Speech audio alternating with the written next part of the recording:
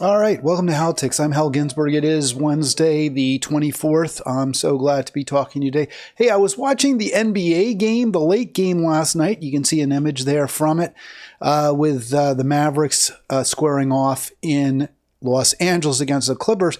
The Mavericks won that game. It was an exciting game, but I was wondering a little bit, is this real? In other words, is every player out there, is every coach, are the refs, is everything on the up and up, or are people shading things a little bit? I don't have a definitive answer. If you force me to speculate, I would say that that game was a legitimate win by the Mavericks. They played their heart outs, as did Paul George's Los Angeles Clippers. And I know they're more Kawhi Leonard's team, but I always have been a fan of Paul George since my Monterey days. So there you go. Like Luka too. These are great athletes. Fun to watch them play. But I was thinking, oh my gosh, is this real? Is this a real competition, or is it somehow rigged? We'll get into that. And it also brought to my mind that question is, it didn't even bring it to mind. I remember watching this video. We'll talk about it. Taylor Swift. When you go to see a Taylor Swift concert, I never have.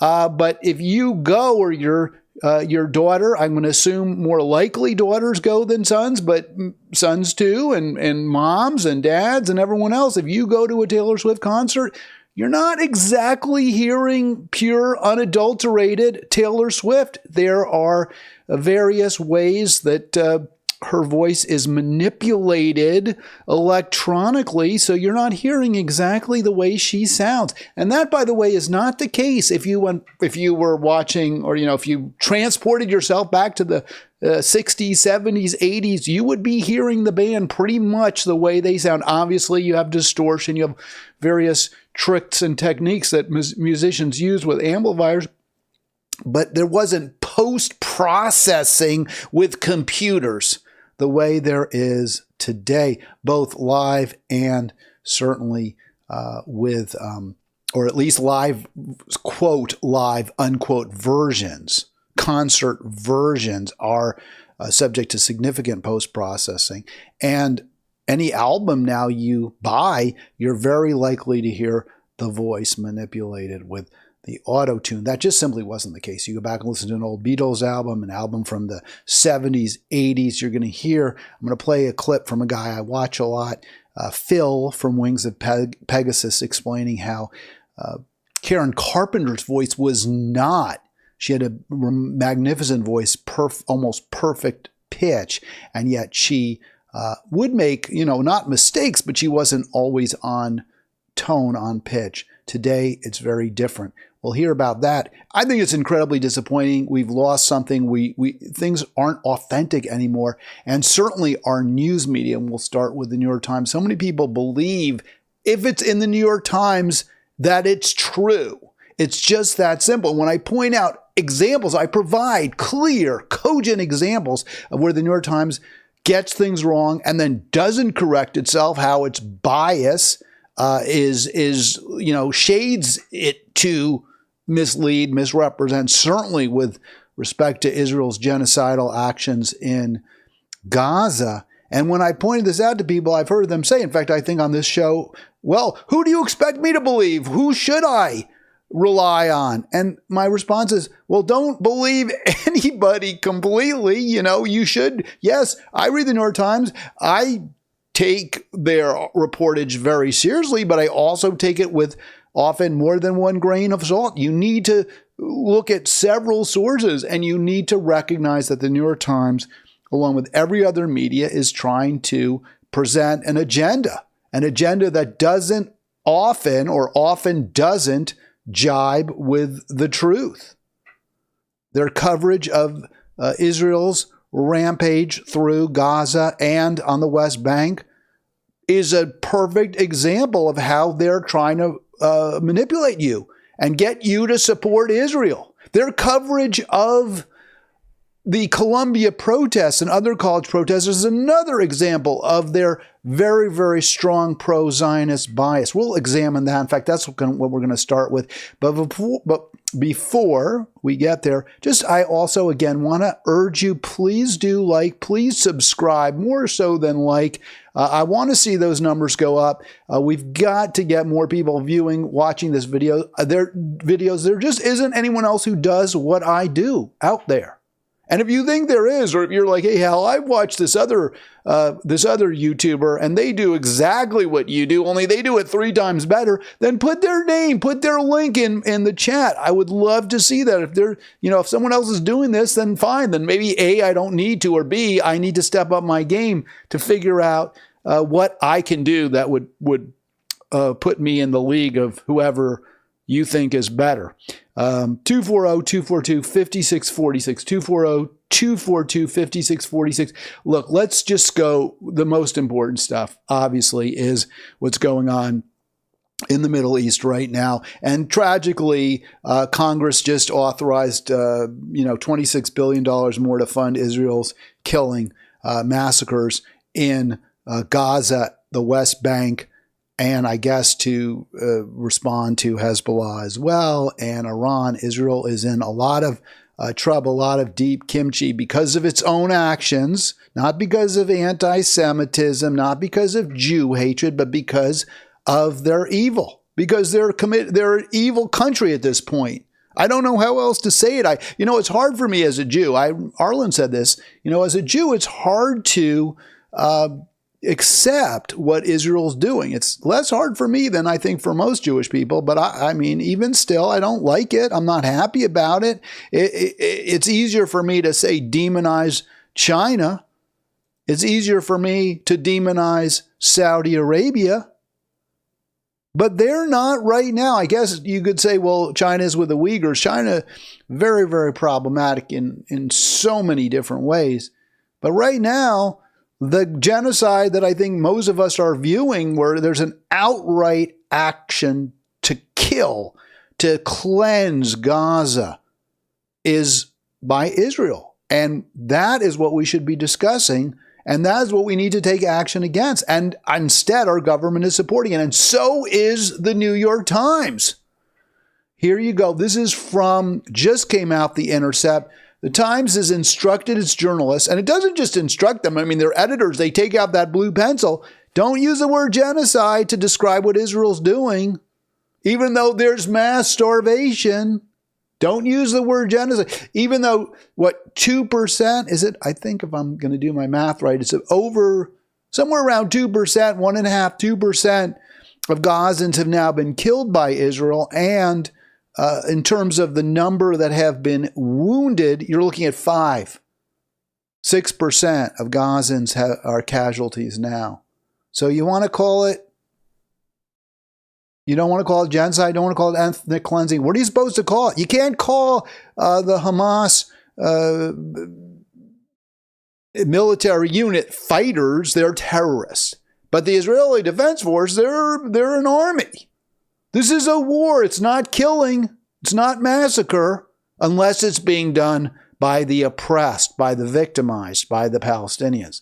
Can't use the term occupied territory, which is quite extraordinary to me, because Israel's obviously occupying Gaza and also the West Bank, where they put their settlements in illegally. You're not supposed to use word. It's not in this clip here, which I cut out, but they're not supposed to even use the word Palestine. So I don't know, what are you supposed to refer? Use Amalek like Bibi? I mean, why don't they just have the Israel government right there in the newsroom with them, directing them what to print? And I think that's what they have, basically. I mean, I can say it tongue in cheek. Let's get to that's from the Intercept. But we can look very, very clearly and see exactly what what the New York Times is doing to bolster Israel by just looking at its coverage. And this story really jumped out at me. I'm not going to spend a lot of time on the actual Robert Kraft story, but they paint him And this is such a perfect example of how the media propagandizes in support of Israel. So this billionaire who is a Columbia University grad has announced he is not going to be contributing anymore to Columbia because he says that they're not doing enough, I guess, to rein in the pro-Palestine protests. And how is that action, which to me smells a lot like a billionaire using his massive wealth to try to prevent free speech on campus, to try to ensure that only his view is the one that is expressed at Columbia University, right? You can't say that Israel is a genocidal state or you're anti-Semitic. You can't criticize Israel or you're anti-Semitic. And that's exactly how the New York Times is presenting his fight against anti-Semitism. It's not a fight in support of Zionism. It's not a fight against the Palestinian people who are the real, let us never, ever forget. And if you watch my live streams, you won't, which may be why a lot of people don't, that it's not the Jews who are the victims. It's not the Israelis who are the victims. It is the Palestinian people, the Gazans, the people on the West Bank. They are the victims, the displaced, the refugees. They are the victims. And somehow, some way, this billionaire is painted as a hero for speaking out against them, for trying to stymie their voices, for trying to shut them down. That's your New York Times. Own it. Understand it. Fine, you want to read them. I think you should. But don't in any way fool yourself into believing that when you read the New York Times, you're getting the whole story, or you're even getting a partial but unbiased story, or that the bias doesn't go in a particular direction. You know, it's really quite extraordinary. A lot of, I guess I have to call them Zionists, I don't know what the right word is, very pro-Israeli voices, criticize the New York Times. They can't stand, they're mad at the New York Times because the New York Times will report grudgingly. They kind of bury the lead all the time, but they will report on, in the end, what is happening to a degree. They do talk about the deaths, the carnage being wreaked by the Israeli Defense Forces. They don't like to do it. They try to hide it. They use manipulative language, but they do it to a degree. Don't kid yourself that the New York Times is anything but, in the end, when it comes to covering Israel, a propaganda outlet for the U.S. government and for the Israeli government. Why? Why is that? I can assume several reasons. One, the ownership and the management is very pro-Israel. That's just their preference. I mean, I'm going to guess that. But their advertising base is also very pro-Israel and very pro-war. So they're elevating the wishes, the preferences of their advertisers and their readership to a significant degree. They're in New York. There's a high percentage. I'll bet the percentage of Jewish people who are readers, regular readers, consumers of the New York Times is much, much higher even than the percentage in the New York metropolitan area, which is where the Times obviously is going to have its greatest density of readership. And I'm sure around the world, the percentage of consumers are much higher who are Jewish. I mean, I know so many Jewish people who read the New York Times. I mean, it's just something that we do.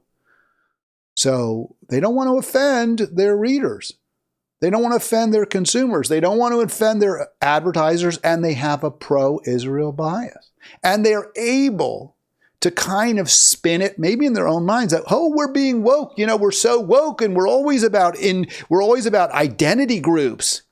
We're about the enslaved. We're about their descendants. We're about the trans community. We're against whites, even if they're white working class, especially if they're white working class. because then they might even be voting for Trump. So how can they spin that and be in support of the richest, most influential religious group in the world in terms of per capita, right? I mean, obviously there's a small number of Jews, but Jews are inordinately wealthy. We Jews are inordinately wealthy and influential. So how can the New York Times spin that? Oh, well, the Jews are victims. We're victims, allegedly. Even Robert Kraft, the billionaire owner of the New England Patriots. So he's not a guy who's cracking down with his money, using his money to cajole Columbia to crack down on pro-Palestine voices, anti-Israel voices. Oh no, he's curtailing hate speech. And that would be good, right? I mean, so it's woke. It's woke. We don't want to have hate speech. No hate speech. If there was hate speech, yeah, I guess I would. Although, again, I'm more of a believer in speech, even if there's some hate involved, if it's in support of, if it's on behalf of victims, poor, struggling, the dispossessed, workers. And that's the voices for Palestine at Columbia and around the country and around the world.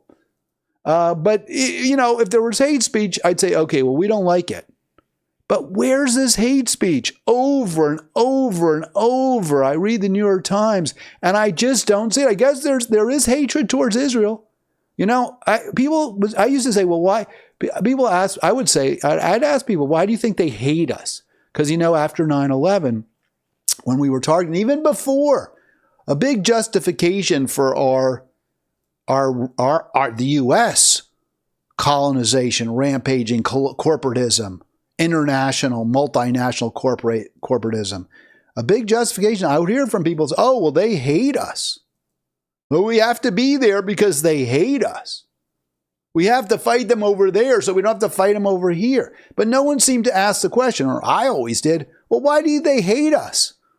Well, they hate us because we're killing them. That's why, because we kill their leaders, because we lay waste to their land, because we steal their natural resources, because we enslave their people and pay them, 29 cents an hour to make Hanes white t-shirts. That's why they hate us. So here's the New York Times justifying Robert Kraft's decision. I'm cutting Columbia off at the knees unless they really crack down on those protesters. So here's the justification.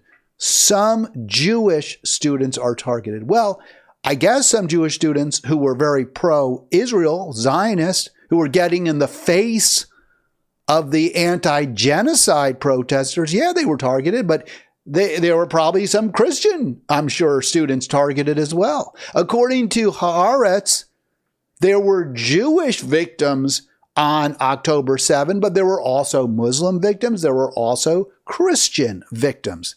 So, yeah, there were some Jewish students targeted, but were they targeted because they were Jewish? Do they feel unsafe because they're Jewish? Or is it because they are overtly pro-Israel, pro-genocide, anti-Muslim, anti-Palestinian? And why do they feel unsafe? What exactly has happened to them, or have they observed that makes them feel unsafe? Is it something that other Columbia students have done? Those are the questions that should be asked when you look at a headline like this. And even the last sentence really shows the tendentiousness, how the New York Times is trying to manipulate you to be on the side of the Zionists, to be on the side of pro-Israel. By the way, I want to just say, I've always considered myself to be a Zionist. People say, well, do you believe the state of Israel should exist? Of course. There should be one country. I don't know if we should call it Israel, call it Israelistine, Pal-Israel, call it whatever you want. One nation from the river to the sea where everyone who lives there is equal political rights, equal when it comes to religious rights. And yes, it's not going to be easy to do, but it's the only solution. You want to talk about things like right to return? That's really tough. People living in one area of land that was previously Palestinian, now it's Jewish. But the government's got to do something. They got to somehow make it up to the people who are, refugees who aren't where they were. They've got to figure out some way to come up with some solution that works instead of what they're doing now, which is cracking down. This is the Israeli government going to the West Bank, more settlements, clearing Gaza out, which is the solution, quote, solution of the Netanyahu and the Israeli government and the U.S. government as well. Our government as well. All right, 240-242-5646. Would love to hear from you. Join me, please. I really, I enjoy talking to myself. I can talk to myself, but I would prefer even more to be talking to you. So if you got a chance, give me a call. Let me see what they're doing to my stupid Edge browser here. All right, 240-242-5646. So what exactly, let's be fair to the New York Times. They say, some of the Columbia students say, some of the Jewish students say they feel unsafe. And maybe other students feel unsafe too. But we don't hear how they feel. So here are the examples that they provide. And video capture person holding up a sign that said, Al-Qassam's next targets, referring to Hamas's armed faction near several Jewish counter-protesters. All right, I'm sorry. I don't see that as anti-Semitic.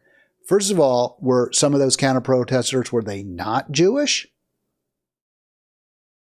Al-Qassam Hamas targeted on October 7th an Israeli music festival, an Israeli rave. Victims were not only Jewish. Israel was the target. Yes, the Jewish state, self-proclaimed, was the target, but not because it's Jewish, but because the actions of that, quote, Jewish, unquote, state are so repressive, so wrong. So again, if you had a swastika, then let's talk about anti-Semitism. If you have a sign that says kill the Jews, let's talk about anti-Semitism. I thought it was really interesting the way the Times, when it was, it kind of gave the back of the hand. Let me just go back to this slide real quick because I want to show it. Giving kind of the back of the hand to the Jewish students who support the pro-Gaza protests. They condemn anti-Semitism too. So what that sentence does, yes, it gives the Times plausible deniability. Well, we're not saying everyone feels unsafe. We're not saying all Jews feel unsafe, but they all recognize there's anti-Semitism, which is false. That's a misrepresentation of what's happening at Columbia. There are plenty of Jewish students there who don't buy the claim, the narrative that they're all victimized by anti-Semitism, the way every single Gazan is victimized by Israel right now. So Grant Minor, who's quoted, there are so many young Jewish people who are like a vital part. And I love how they throw in the like to kind of make him seem like he's not that smart, right? You throw in the like. You don't need the like, who are a vital part of the protest. And they do give him his voice, kind of. I get you. But they still can't, it's just extraordinary. They just can't recognize that this is proof positive. The fact that Jewish voices are a major part of the pro-Palestine movement is proof that it's not anti-Semitic, that the targets aren't Jewish people. So let's hear from a voice here that kind of sort of disagrees. Well, totally disagrees. This guy, David Lederer. He's like, we went out with Israeli flags. and they stole it and tried to burn it. My brother was assaulted. No, that's really bad. And this is why Jewish students don't feel safe. All right, let's be real clear. If you had been a Christian and gone out with that Israeli flag, they would have done the response would have been identical. You were not targeted because you were Jewish. You were targeted because you went into a group of people who are very, very, very understandably upset at the fact that our government is supporting genocide. And you confronted them. And you took them on. And you argued with them. And the result was they were angry. And I'm going to show the video because it's not pretty. And I don't like it. I'm not a fan of this. I don't think this is what should have happened at Columbia University. I don't think this should be happening at Columbia University. Not at all. And I can understand why people, and by the way, the quality is weak. I get that. I apologize. This is the best I could. This is from Twitter, so you're only going to get so good and no better. And the audio ain't great either, to be perfectly honest. But I think you can kind of get a vibe, and I'll try to interrupt it. So I don't love this. Trust me, not at all. But, well, we'll play it. And again, I'm not going to defend what happened to these guys. Ooh, why am I not? Okay, so that's the wrong video. Of course, I'm using an old video. We'll get to it, though. I believe I have the pro-Hamas video here. I want to show it if I can, because I think it really does. Here we go. Yeah, I called it something different. So, yeah, this is the flag burning video. I'm going to stop it right there, see if we can get the audio up for you as well. And it's not pretty, and this is a problem. I'm not going to put it all on the protesters whatsoever, nor do I accept that burning the Israeli flag is in and of itself innately anti-Semitic. Burning the American flag isn't even necessarily anti-American. You could say, well, you're not living up to your promise, to what you're supposed to be doing as a democracy.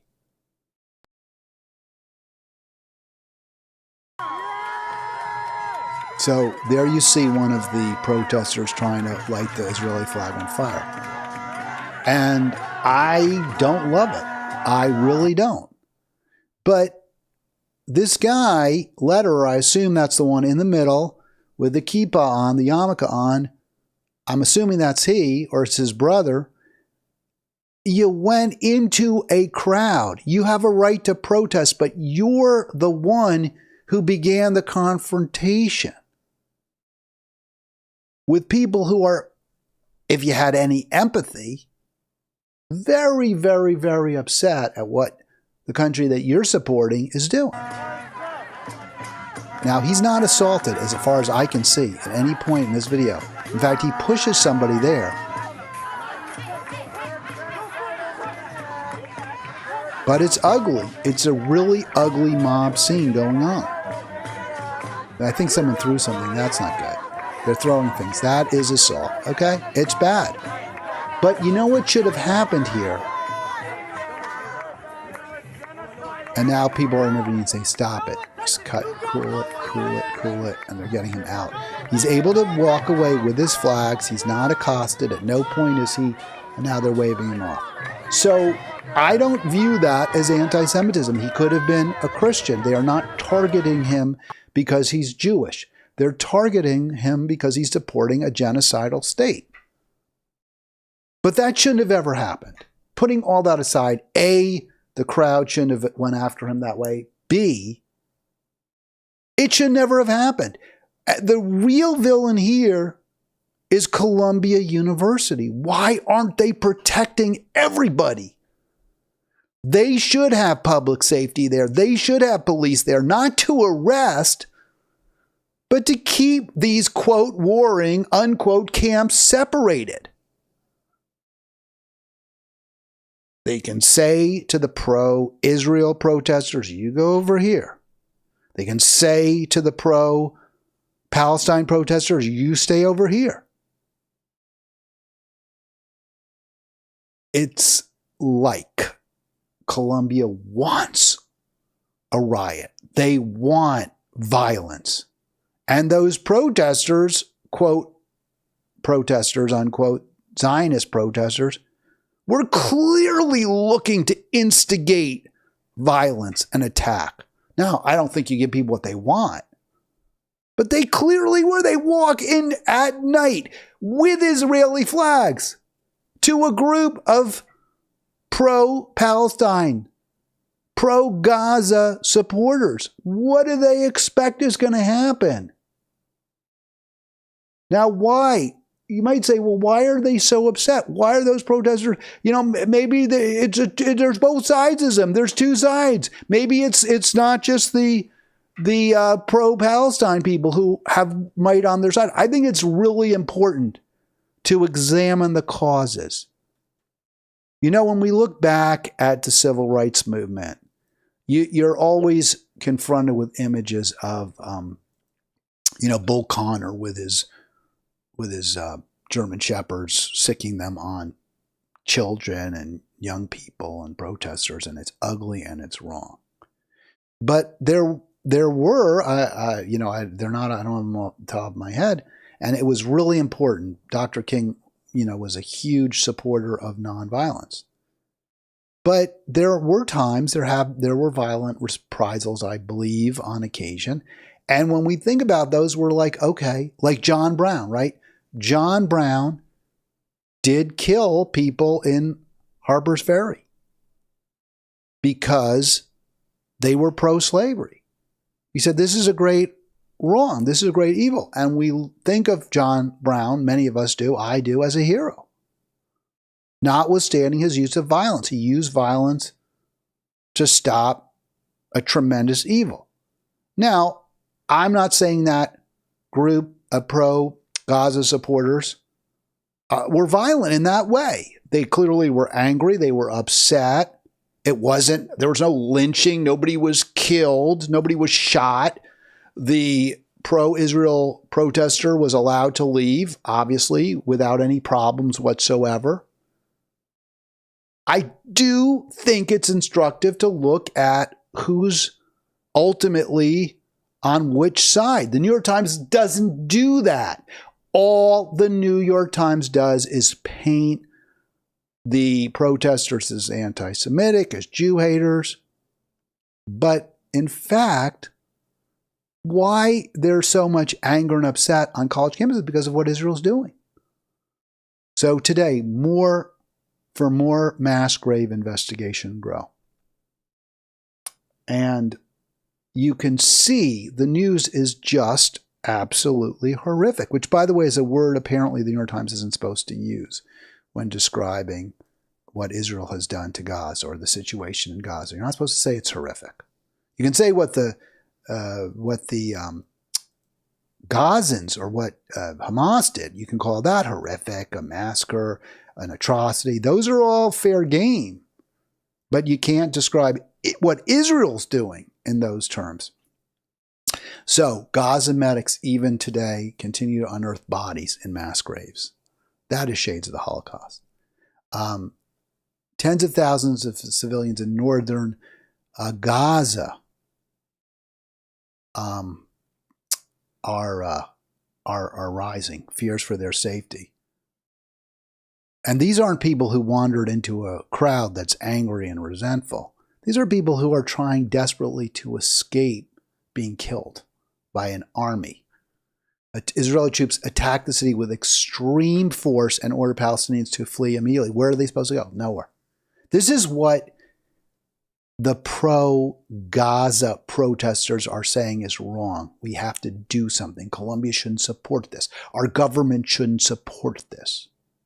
I think it's very important to recognize that justice is on one side and not on the other. No, you get to speak in support of really evil things, right? Although apparently Robert Kraft says no, you don't. You don't get to speak what he would call, you don't get to be anti-Semitic. They're not. They're not being anti-Semitic. But free speech gives you, the idea of free speech means you get to say things that a lot of people are going to find really, really ugly and wrong. But in this case, the ugliness and wrongness is on the side of the big money. That's who's committing it. It's the pro-Israel, the pro-Zionist side that's wrong. And that's the side that Robert Kraft is all in on. 34,262 Palestinians killed, 77,000 plus wounded, and they think they're almost sure there are more than 34,000 dead. Again, you have these mass graves. They don't know how many people are even in them. More Israel army transfers into Gaza. It's an absolute nightmare. That's why the protesters are so upset. And that's not what the New York Times is telling you. That's not what Columbia University is telling you. The only thing they can do to try to justify cracking down on the protesters, to demonizing the protesters, to making the protesters the enemy, is to claim without any real, or without any, without evidence at all, that they're somehow anti-Semitic. So let's hear from a Jewish Columbia student, a view that is absolutely absent from the New York Times article. I'm a Jewish student at Columbia. When we talk about anti-Semitism on campus, that's taking the spotlight away from Gaza, away from Palestine, and the Palestinian students on campus, and putting it back onto me. I am perfectly safe here, and this has all been a distraction because they don't want us talking about the nonstop massacre of Gaza. All right, so that's exactly correct. I mean, I'm not there. He knows a lot better than I do, obviously. I feel perfectly safe here. They don't want us talking about the nonstop massacre in Gaza. And in fact, we know that's true because the New York Times won't let their reporters use the word massacre to describe what Israel's doing. I hate doing these kind of programs when all I do is hand wring. All I do is complain. All I do is whine. I hate it. I so want to have a solution for you. I don't have one. I don't know what to tell you. All I can do is say, you read the newspaper, can't believe it. You can feel so, how do you know all those people are dead? Well, I can see the pictures. I could see the aid workers digging bodies out of a mass grave. Right? I mean, they're, obviously, you make generalized statements. You can't believe anything. Well, you can believe things. You can generally believe your own eyes. Does it comport with what reality tells you is true? Are there other reports? Israel says there were mass rapes on October 7. The New York Times repeats that. What's the evidence? What's the evidence for the 34,000 dead? Well, again, lots and lots of pictures, lots of buildings blown up. We can see the imagery.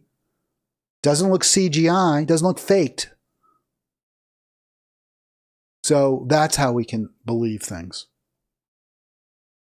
Of Palestinian civilians being taken out by the IDF. I grew up being taught that Israel was an important part of my Jewish identity, and part of being a Jew was supporting Israel. I was raised Zionist, and then I met a Palestinian for the first time and heard their perspective, and was able to realize that I was on the wrong side of this, that I'd been taught the wrong side of this.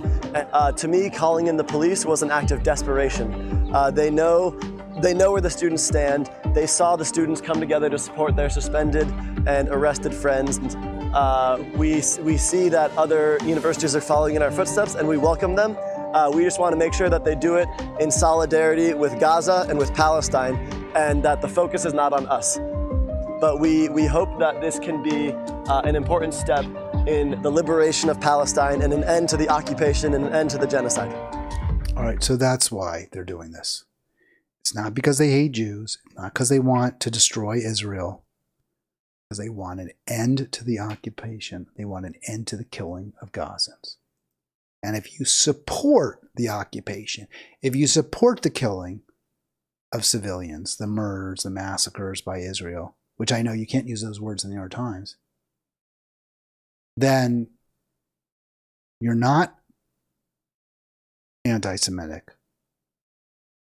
You care about other human beings.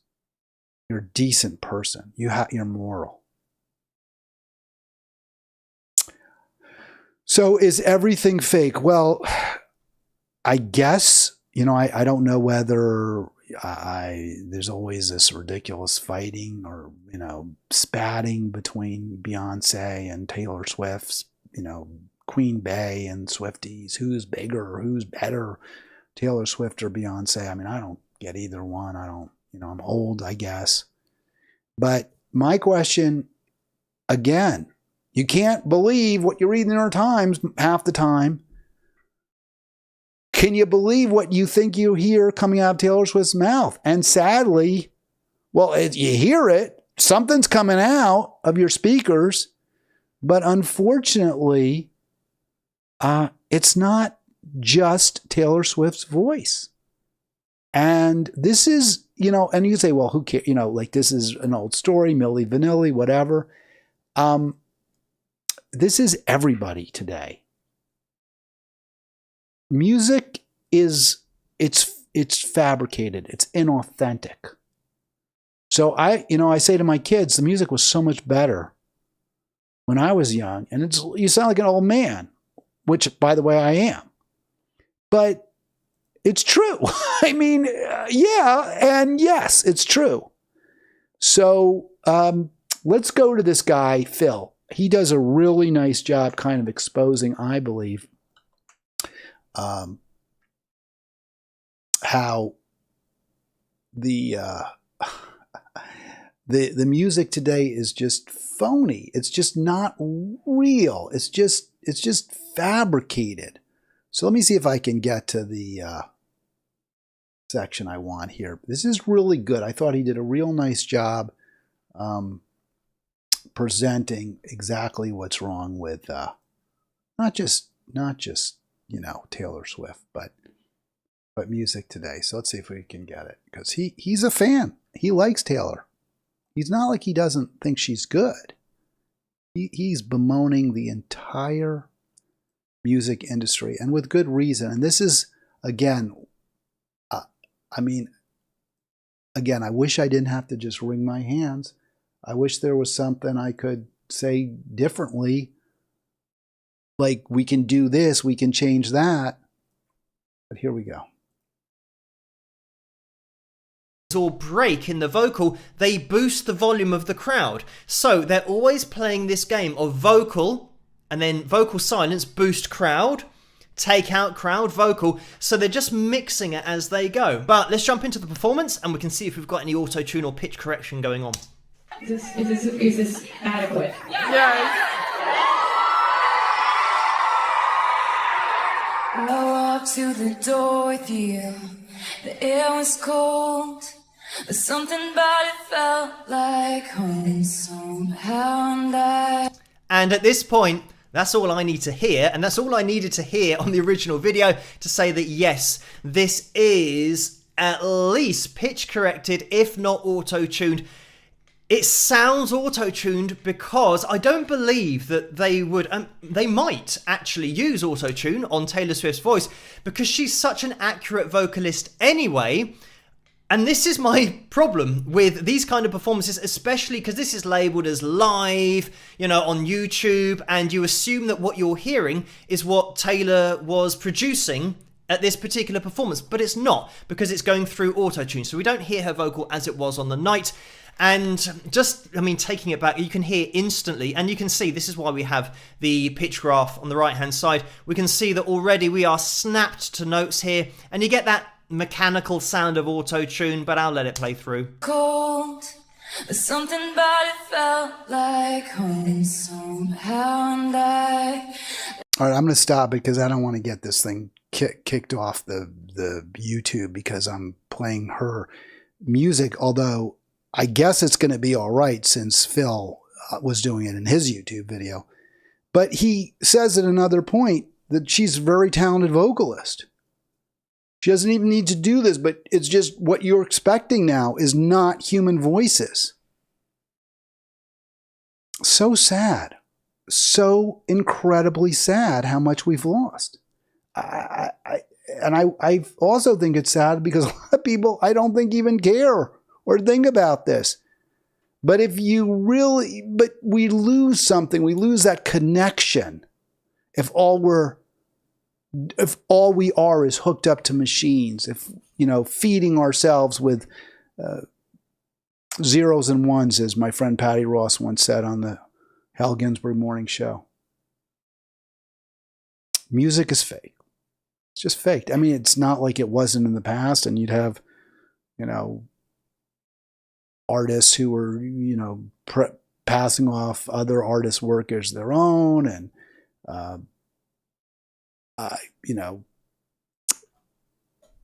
just trying to think of this. People who couldn't sing and lip sync. You had all of that, but now everything is fake. The biggest stars. You went to a Beatles concert 60 years ago. You heard the Beatles. You heard the Rolling Stones. They went to a Rolling Stones concert. It wasn't filtered through. You bought their record. You heard them. It wasn't filtered through auto-tune. It wasn't corrected, pitch corrected. What about sports? I mean, is that the last bastion of honest, fair play where we're really seeing people, humans? I don't know. I don't think so. This article, and Arlen brought this to my attention, although I believe, no, he did bring it to my attention. This is from the Monterey County Now. I guess they used to call it the Weekly, right? But now it's Now, which makes sense. I like the way they changed them. Oh, I got to put my head up higher because obviously I'm being blocked by that slide deck. So let me see if I can. Well, now I'm going to be too. There. Just make it like that for now. So sports betting is good for generating cash, but it's bad for what makes sports special. And Zyron points out that we just don't know what's going on. We just can't know. And he makes this, I so appreciated this. How are we supposed to, so who's the watchdog, right? Like, let's say there is, widespread fixing of results. How do we know? How could we ever find out? How can we trust investigative sports media to examine it when sports talk, sports writers, sports pundits on TV, their job is all wrapped up and you're loving what you're watching. You're totally into it. Isn't this great? Look at these amazing athletes doing all these things. Look at how Patrick Mahomes can come back time after time and win Super Bowls the way Tom Brady used to be able to do that. But you're only going to watch it and love it and enjoy it if you think it's real. Not if the script was written before the game. Or not if a cornerback slips just at the moment when Travis Kelce cuts across the middle and then reels it in and runs for a touchdown. You're not going to care if that cornerback who slipped had, $1 million plays through 12 beards on, keeping the score close in the Super Bowl or on Kansas City winning by, 11 points. And that could be the case. That could be happening right now. And we just don't know. So I'm watching that Mavericks game yesterday, and I'm thinking about last night, and I'm just thinking about that article by Zyron. How can we know? And we can't.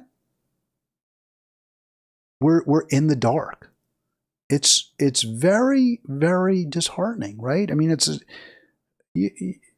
how that, and by the way, people say, oh, how can those Trump supporters believe the elections are rigged against him? Well, they weren't, right? But everything is rigged, right? You listen to music, you buy a Taylor Swift album, and you don't hear Taylor Swift's voice. Not the real, unadulterated Taylor Swift. You read the New York Times, and you don't have any idea what words they're allowed to use when they describe Israel and what words they're allowed to use when they describe Palestine. So if everything is fake, then why wouldn't you believe that the election was rigged against your guy? This guy, John T. So I was thinking about the whole thing, right? The story. John T. Porter was I never heard of him. He played for the Raptors here this year, bet on at least 13 NBA games. Apparently not a very good player, but not a terrible, maybe he was good. I don't know. He had 3 multi-game parlay bets in which he bet on the Raptors to lose, and they won all 3. So I'm thinking about the story. Okay, it's not so bad. At least apparently those bets didn't impact on the results for 2 reasons. 1, Porter didn't play, and 2, he lost his bets anyway. But is this the only story? Is this the story that the league is telling us? Is this the story that reporters, they got to tell us something, right? Because it will come out in drips and drabs at some point.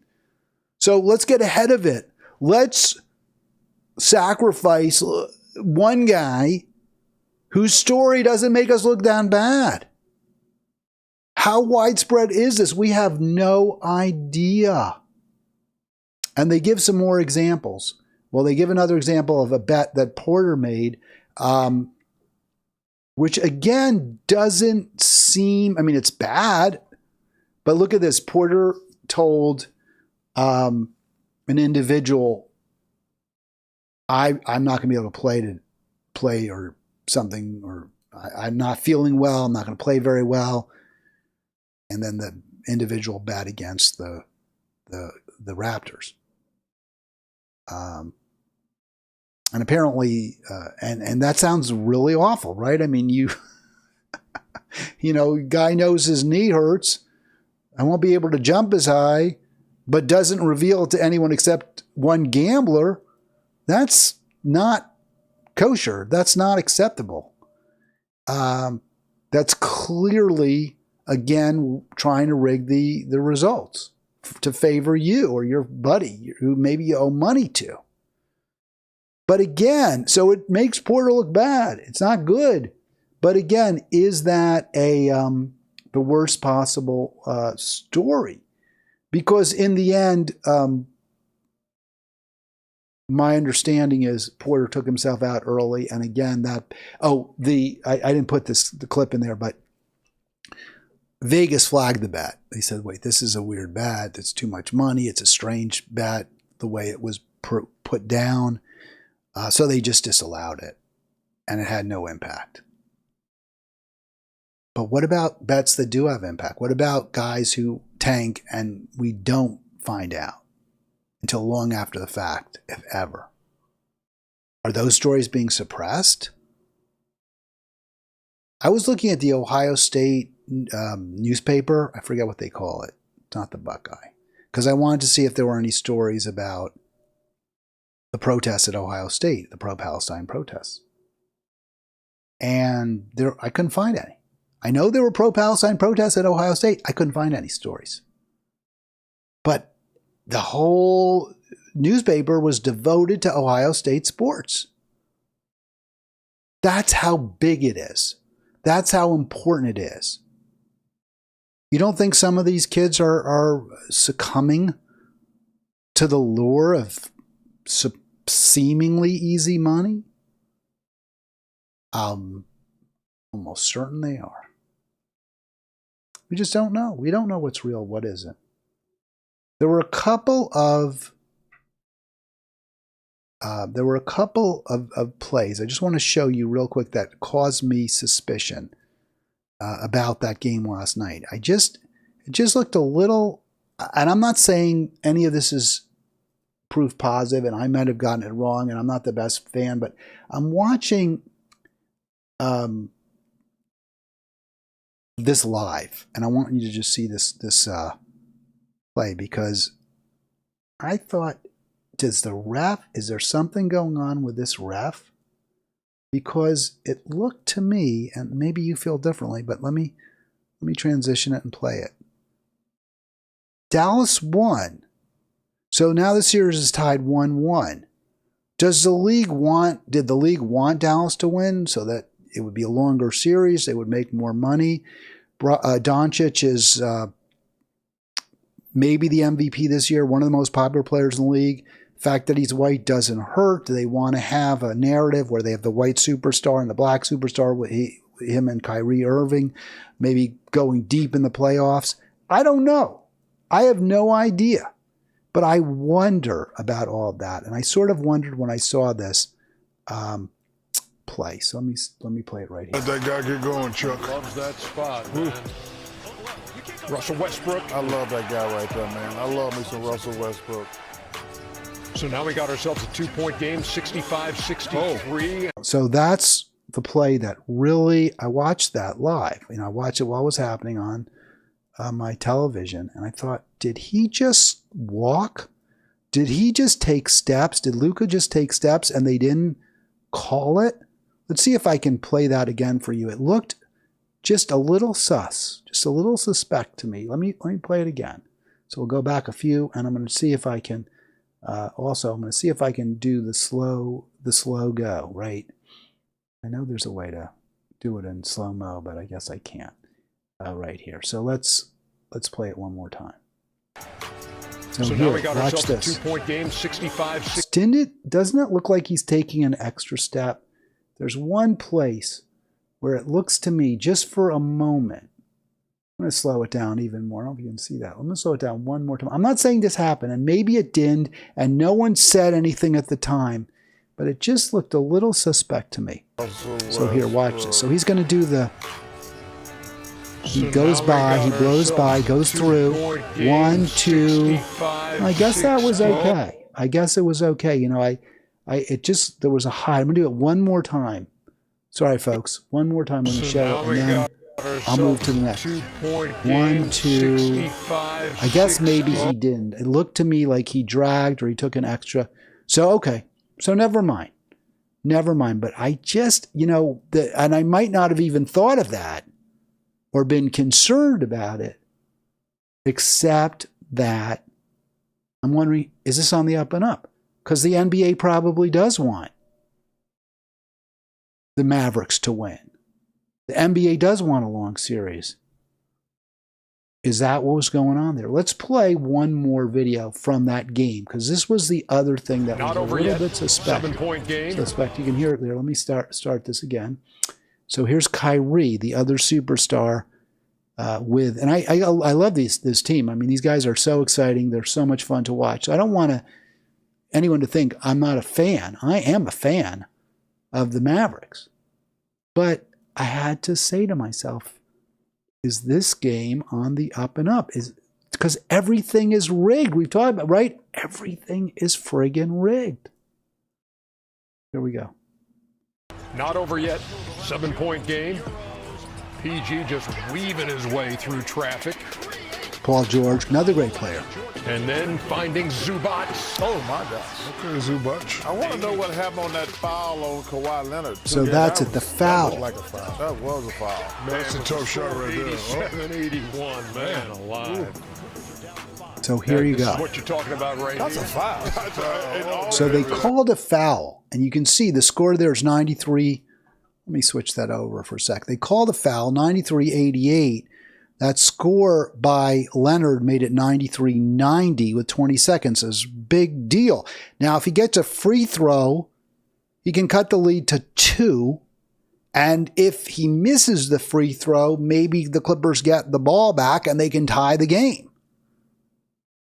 So that foul call was a big deal. And it sure as heck looked like Kyrie Irving fouled Kawhi Leonard. Let's play it again. I mean, it's just really obvious, it seems. And they called it. They call it on the ground.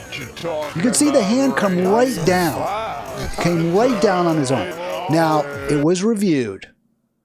And on review, the refs waved off the foul. Now, Kawhi gets the basket, of course. But it wasn't considered a foul on the shot. It wasn't considered a foul at all. Now, when you looked at the replay from one angle, it looked like he got all ball. From the basket, from underneath the basket. But you couldn't see the reach across from that angle. That was an important call. Now, do I think it changed the game? Probably not. Probably Mavericks still win. They won by, I think, 6 at the end.